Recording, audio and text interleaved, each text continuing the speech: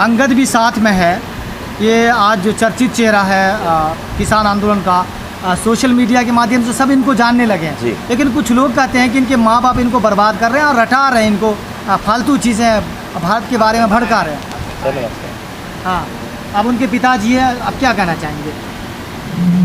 देखिए, अगर सच बोलना हाँ और अपने हकों की आवाज़ उठाना, अगर ये लाइफ बर्बाद करना है तो मैं ये जानना चाहता हूँ लाइफ आबाद किससे होती है? गुलाम बनाने से।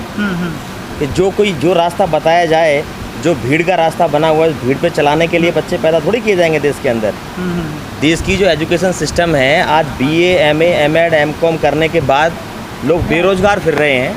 वो क्यों फिर रहे हैं? आज बेरोजगारी का मुद्दा उठा रहे हैं लोग, क्यों उठा रहे हैं? महंगाई पे भी अगर 100 रुपये लीटर तेल होने के बाद भी अगर लोग खरीद रहे हैं तो क्यों खरीद रहे हैं? क्योंकि इतने पुरजोर तरीके से अगर पूरे देश के लोग इस महंगाई के खिलाफ इकट्ठे होकर बोलें तो क्या मजाल है कि किसी देश की सरकार वहाँ पर इतनी ज़बरदस्त महंगाई कर दे? क्योंकि इनका डर है, इसीलिए तो चुनावों के आने के टाइम पर 10-20 रुपये पेट्रोल के दाम और डीजल के दाम नीचे हो जाते हैं। इसलिए देश के सिर्फ बच्चों को ही नहीं, युवाओं को भी और जितने भी देश के नागरिक हैं उन सबको गलत चीज़ के खिलाफ खुल के बोलना चाहिए। और अपने बच्चों को देखिए, सर चौधरी छोटू राम हुआ करते थे, किसानों के मसीहा के रूप में उनको जाना जाता है। और वो ये कहते थे कि भोले किसान मेरी 2 बात जान ले, बोलना सीख ले और दुश्मन को पहचान ले। लेकिन सरकारों को और जिनको सत्ता चलानी है उनको सबसे बड़ी समस्या यही होती है कि जब कोई बोलना सीख लेता है तो वो इनको जहर लगता है। इनको सिर्फ ये चाहिए कि जो मेरे बच्चे हैं वो बोलना सीखें, वही MP MLA बने, वही आगे जाके लाइफ में सक्सेसफुल हो। बोलने की उम्र होती है, लेकिन जिन लाइसेंस भी 18 साल के बाद बता देते हैं। गाड़ी चलाना एक अलग बात है, अपने विचार रखना एक अलग बात है। विचार के लिए एक उम्र होती है? विचार के लिए कोई उम्र नहीं होती है। विचार, इस देश में ऐसे ऐसे संत महात्मा पैदा हुए हैं जिनको कि छोटी उम्र में उन्होंने दुनिया को राह दिखाई है। संत ज्ञानेश्वर जी महाराज, श्री गुरु हरकिशन साहिब जी महाराज, ऐसे लोगों की लिस्ट बहुत लंबी है। भारत का इतिहास इतना मजबूत है। अगर हम ये कहते हैं कि छोटे बच्चे अपने विचार आगे नहीं रख सकते तो हमें देश की संस्कृति और इसके इतिहास पर सवाल उठाते हैं। अच्छा, अंगद के बारे में पूछते हैं। भक्त प्रहलाद की उम्र भी क्या थी वो भी आपको पता होगा। अंगद के बारे में एक बात पूछते हैं, इसको आप रटाते हैं या ये किताबों से जानते हैं या TV में देखते हैं? मैं ये कहना चाहता हूँ कि जब जो आदमी जिस माहौल में रहेगा, पैदा होते ही आप किसी को जंगल में छोड़ दीजिए और कोई वहाँ भाषा ना बोले, सिर्फ चींची चूचू भौं भामाएँ होती हो, वो चींची चूचू भौं भामाएँ सीखेगा। जहाँ पर सिर्फ गुरबाणी का पाठ होता हो, जहाँ पर सिर्फ रामायण का पाठ होता हो, गीता का पाठ होता हो, बच्चे अपने आप सीखते हैं। और जिस घर में माँ बाप गालियाँ देते हैं, उल्टा सीधा बोलते हैं, वहाँ बच्चे भी पैदा होते गालियाँ सीखते हैं। आप गलियों में देखते हैं बच्चे, छोटे छोटे बच्चे बुरी बुरी गालियाँ देते फिरते हैं। क्या वो परवरिश की वजह से नहीं है? तो ये परवरिश का फ़ायदा है कि बच्चे बड़े लंबे समय तक जब अपने माता पिता के साथ रहते हैं, उनको उनकी संगत पसंद आती है, उनकी परवरिश पसंद आती है, उनको प्यार होता है जिस माहौल में वो वहाँ रहते हैं। तो वो जो काम उनके माँ बाप करते हैं 24 घंटा वो उसी पे उनका फोकस होता है।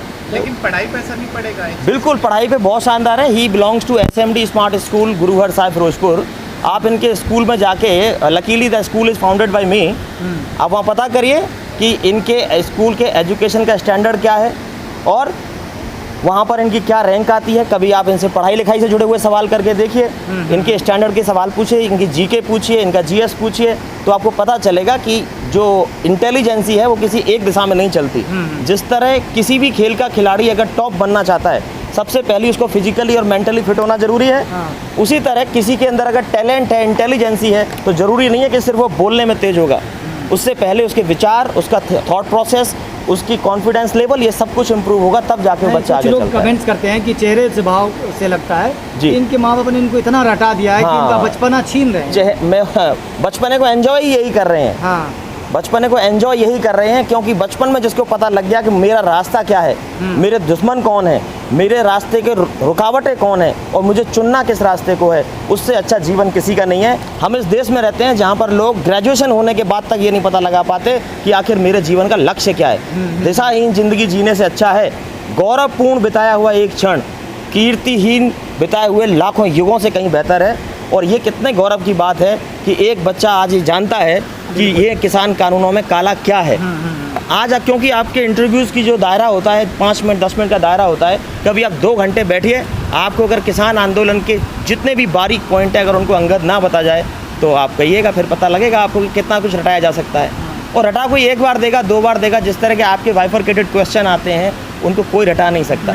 जब जेहन में जो चीज़ बैठ जाती है वो ज़रूर आती है सामने। लेकिन जिस तरीके से आंदोलन भी चल रहा है, 9 महीने करीब हो चुके हैं और फिर भी सरकार का कोई रोल नहीं है, सरकार की कोई बातचीत नहीं हो रही है, तो आप भी किस तरीके को देख रहे हैं इस आंदोलन को? देखिए, आंदोलनों की ये नियति रही है कि लोग जब तक आंदोलन को जन आंदोलन बनाने में सहयोग नहीं करते, जिस तरह आज़ादी की लड़ाई 1857 में पहली चिंगारी छूटी और 1947 में जाके देश आज़ाद हुआ, 90 साल उस चिंगारी को बवंडर बनने में लग गए, जबकि पूरा देश गुलाम था। आज तो सिर्फ इस देश की 65% आबादी गुलामी झेल रही है। 1947 के अंदर देश आज़ाद हुआ था, लेकिन किसान तो तब भी गुलाम था। और इस दौरान जैसा कि कई बार हम पत्रकारों के सवाल देखते हैं, वो कहते हैं कि पहले आंदोलन एमएसपी की गारंटी के लिए क्यों नहीं की गए। देखिए, पहले आंदोलन भी एमएसपी की गारंटी के लिए किए गए, लेकिन तब भी नहीं मिली। मगर तब कम से कम थोड़ा मिलता था, उस थोड़े में अपना मिलता था और उस थोड़े में गुजारा कर सकता था किसान। आज तो वो सिस्टम कर दिया इस कानून के आने के बाद कि जो थोड़ा मिल रहा है वो भी तुम्हारे पास से छीन लिया जाएगा। आज नहीं, लोग कहते हैं कैसे छीन ली जाएंगे, ज़मीनें कैसे छीनी जाएंगी। ऐसे नहीं है कि कॉन्ट्रैक्ट फार्मिंग हुई और कल ज़मीन आ गई। नो, 20 से 25 साल का लंबा प्रोसेस है। कभी आप आधे घंटे बैठिए, आपको समझाते हैं कि किस तरह से किसानों को मजबूर करके उनसे ज़मीनें ली जाएंगी। जैसे आप आम साहूकारों को सिस्टम देखते हैं, पहले थोड़ी ज़मीन अगर किसी किसान को ज़रूरत है 10-5 हज़ार रुपये लेते हैं, उससे थोड़ी ज़मीन लिखवाते हैं। कुछ ऐसा ही जुड़ा हुआ कानून है और ऐसी ही चीज़ें प्रोसेस आगे जा रहा है। लेकिन 9 महीने क्या, अगर सच में सच्चाई की अगर ताकत है तो 9 महीने नहीं, आंदोलन 900 महीने भी चल सकता है, अगर सच्चा आंदोलन है, आंदोलन में दम है तो। लेकिन कानून तो वापस नहीं होंगे, सरकार भी अपनी बात पे अड़े है। देखिए, देश में लोकतंत्र का राज है। 5 साल के लिए सत्ता में जैसे ही चुना जाता है ना, कोई चुने जाने के बाद उसे ऐसा लगता है कि शायद सारे जीवन में रहूँगा। अहंकार की पराकाष्ठा जब होती है तो लॉ ऑफ वेलोसिटी काम करने लगता है। Law of velocity, law of gravity काम करता है। तो ग्रेविटी का लॉ क्या करता है कि जो चीज़ जितनी ज़्यादा तेज़ी से ऊपर जाती है, एक ना एक दिन वो ज़मीन पे ज़रूर लौट कर आती है। अभी जब पाँव ज़मीन पर नहीं टिक रहे हैं तो सरकारें मनमर्जी के कानून बना रही हैं, लेकिन सत्ता के चोट करने का एक ही रास्ता है, वो है वोट। अगर रिक्वेस्ट करने से कोई नहीं मानता, देखिए आंदोलन एक साथ इस पराकाष्ठा पे नहीं पहुंचा। पहले आंदोलन पंजाब में आज से 1 साल से चल रहा है, यहाँ तो 9 महीने से चल रहा है, वहाँ 1 साल से चल रहा है। वहाँ पहले रिक्वेस्ट की गई, विनती की गई, हरियाणा तक आ गई, फिर उत्तर प्रदेश तक आई, राजस्थान तक आई, पूरे लास्ट में गई। फिर उसके बाद में आंदोलन के लिए जंतर मंतर पर जगह मांगी गई, पूरा रास्ते ब्लॉक करके उनको सड़कों पर पटक दिया गया और बदनाम क्या किया गया कि ये रास्ते ब्लॉक करके बैठे। नहीं, वो जंतर मंतर आना चाहते थे, आराम से अपना आंदोलन करना चाहते थे, आपने मजबूर किया सड़कों पे बैठने को। उसके बाद में जो 26 जनवरी की घटना हुई, वो घटना क्या थी वो आज भी जांच का विषय है, लेकिन कोई भी खुलकर किसी एजेंसी ने आज तक स्पष्ट जांच कभी सामने नहीं रखी है। फिर भी इस देश में रहने वाले देश के किसान लोग, जिनके बेटे इस देश की बॉर्डर पे जाके सीना अड़ाते हैं और देश के दुश्मनों को जवाब देते हैं, उनके पुरखों को, उनके भाइयों को तुम कहते हो राष्ट्रद्रोही, उनके परिवार वालों को कहते हो राष्ट्र विरोधी, पाकिस्तानी, खालिस्तानी, मवाली। अगर सच की आवाज़ उठाना खालिस्तानी कहलाना है तो खालिस्तानी होना मुबारक है। अगर अपने हकों के लिए लड़ना खालिस्तानी कहलाना है तो खालिस्तानी होना अच्छा है।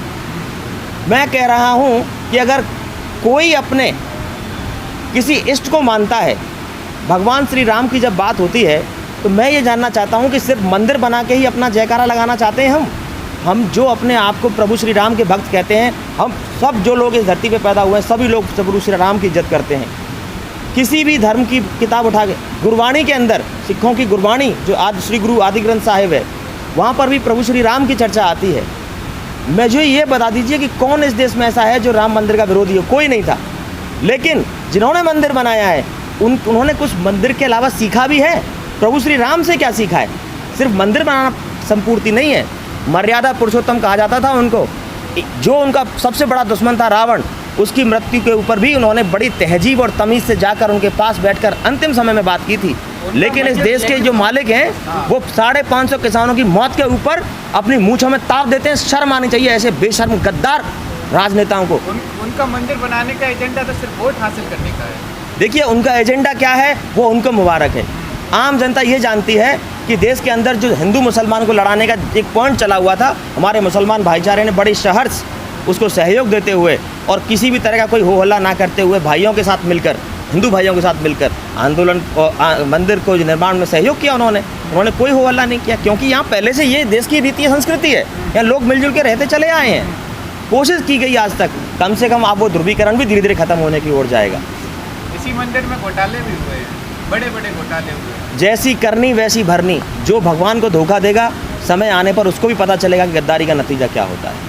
अगर आज मैं कमेंट करूंगा तो बड़ा मुद्दा बनेगा। एक सवाल अंगद जी के लिए है, जिस तरीके से आप अंगद जी को किसान आंदोलन के बारे में, कानूनों के बारे में बताते हैं मूवी, आगे भी कोई आंदोलन चलेंगे तो उनमें भागीदारी रहेगी? बात यह है कि आंदोलनों को आप किस नज़रिए से देखते हैं। जिस नज़रिए में जब राष्ट्र के साथ कोई द्रोह ना हो, देश के आम आदमी की सच की आवाज़ हो और उनको किसी ऐसी निगाह से ना देखा जाए आंदोलनों को कि जो आंदोलन वाकई में देश की अस्मिता को नुकसान पहुंचाते हों, ऐसे सभी आंदोलनों में हर भारतीय को शामिल होना चाहिए। क्योंकि जब हाथ से हाथ नहीं मिलेगा तो देश के लोग की ताकत पूरी जोर से नहीं चलेगी।